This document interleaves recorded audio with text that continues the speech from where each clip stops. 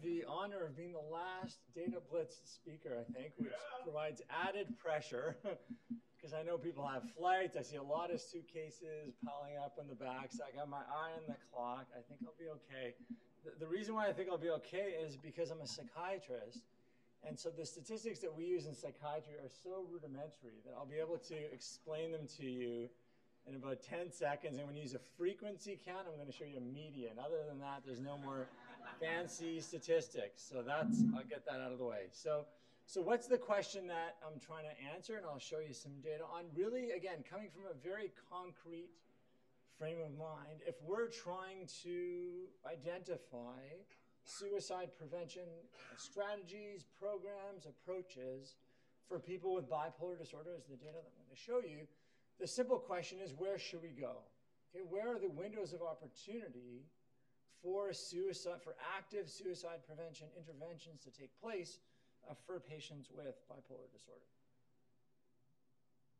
So what we did is we essentially took, again, very rudimentary. We didn't do the very impressive standing data integration that I heard about before. We glued two databases together, essentially.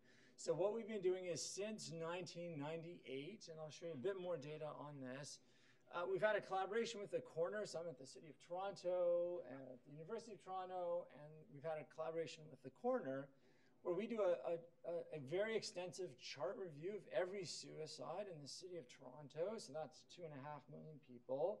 We've been doing that since 1998, and we're up to about 2017 now. So we have about 4,200 suicides. And Corner's data, for those that have worked, I know some people have, but many people have not. Corner's data, or medical examiner data, provides a lot of information about the person and a lot of gory but detailed information about the death. But it doesn't tell you much about what happened beforehand.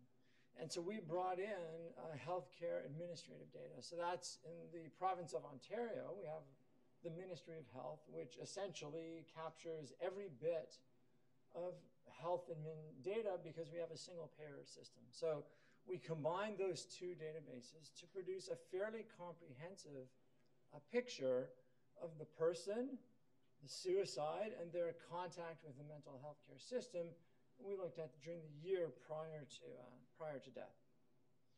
So just a little bit around what the data looks like. So again, chart extraction. One thing I should say, given the spirit of this meeting, the Corner's data we hold ourselves.